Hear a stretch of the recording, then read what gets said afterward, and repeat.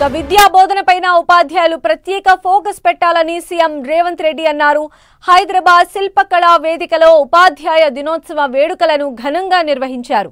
ముఖ్య అతిథిగా హాజరైన సీఎం రేవంత్ ఉత్తమ ఉపాధ్యాయులకు పురస్కారాలు అందజేశారు. చదువు ఒక్కటే పేదరికాన్ని రూపుమాపుతుందని ఈ సందర్భంగా రేవంత్ రెడ్డి చెప్పారు. పాఠశాలల్లో జరుగుతున్న ఫుడ్ పాయిజన్ వంటి ఘటనలు తగ్గించాలంటే ఉపాధ్యాయులు కూడా విద్యార్థులతో కలిసి మధ్యాహ్న భోజనం చేయాలని సీఎం సూచించారు. విద్యాపరంగా తెలంగాణ విద్యార్థులు ప్రపంచంతో పోటీ పడేలా చూడాలన్నారు. అందుకు ప్రభుత్వం తరపున అన్ని విధాల సహకారం అందిస్తామన్నారు.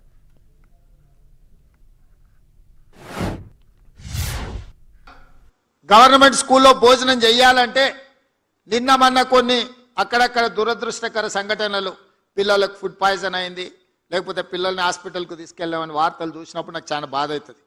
ఎందుకంటే నేను డైట్ ఛార్జెస్ పెంచిన, కాస్మెటిక్ ఛార్జెస్ పెంచిన, ఇవాళ ఎవరైనా ఎంత ఆగర్భ శ్రీమంతుడైనా తినే సన్నబియ్యం ఇవాళ పేదోళ్ళకి ఇచ్చిన పాఠశాలల పిల్లలకు పెట్టమని నేను చెప్పిన. క్వాలిటీ ఫుడ్ ఇవ్వండి అని చెప్పిన. ప్రతి స్కూల్కు ఒక ప్రభుత్వ అధికారికి బాధ్యత ఇచ్చిన. ఇప్పుడు నేను మా టీచర్లను విజ్ఞప్తి చేస్తున్నా, మీరు కూడా వాళ్ళతో భోజనం చేయండి. వీళ్ళు ఉన్నప్పుడు నేను కూడా వచ్చి వాళ్ళతో భోజనం చేస్తాను. తప్పకుండా పాఠశాలల్లో మధ్యాహ్న భోజనం పిల్లలతో కలిసి మీరు ఎప్పుడైతే చేస్తారో తప్పులు జరగకుండా ఉంటాయి. దానికి ఏం కావాలనో నాకు చెప్పండి. వాటికి కావాల్సిన అనుమతులు కానీ వసతులు కానీ ఏర్పాటు చేసే బాధ్యత నాది. ఈరోజు ప్రతి సంవత్సరం విద్య మారుతుంది, విధానం మారుతుంది, ఎడ్యుకేషన్ పాలసీస్ మారుతున్నాయి. నేషనల్ ఎడ్యుకేషన్ పాలసీ ఒకలాగా ఉంటే మనకు తెలంగాణకు అసలు ఏ పాలసీ లేకుండా మనం ఉన్నాం.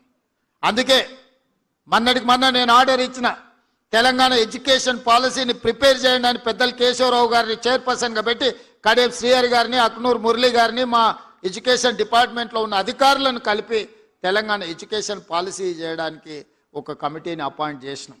తెలంగాణకు కూడా ఒక నూతనమైన ఎడ్యుకేషన్ పాలసీ కావాలి.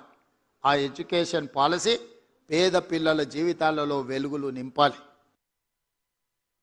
ఇవాళ నేను గంజాయి కేసులు ఇవి పట్టుకుంటుంటే చెప్పడానికి నాకే బాధగా ఉంది. గంజాయి పెడ్లింగ్ చేసేటోళ్ళు మన ఇంజనీరింగ్ చదువుకుంటున్న స్టూడెంట్స్, రెగ్యులర్ గంజాయి అమ్మేటోళ్ళు కాదు.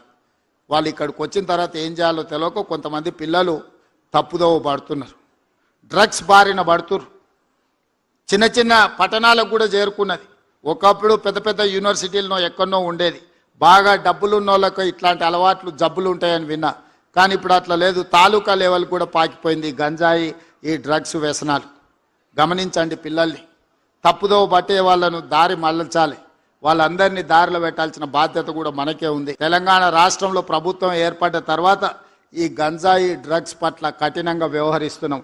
కొత్త డిపార్ట్మెంట్ను ఏర్పాటు చేసినాం, ఈగల్ ఫోర్స్.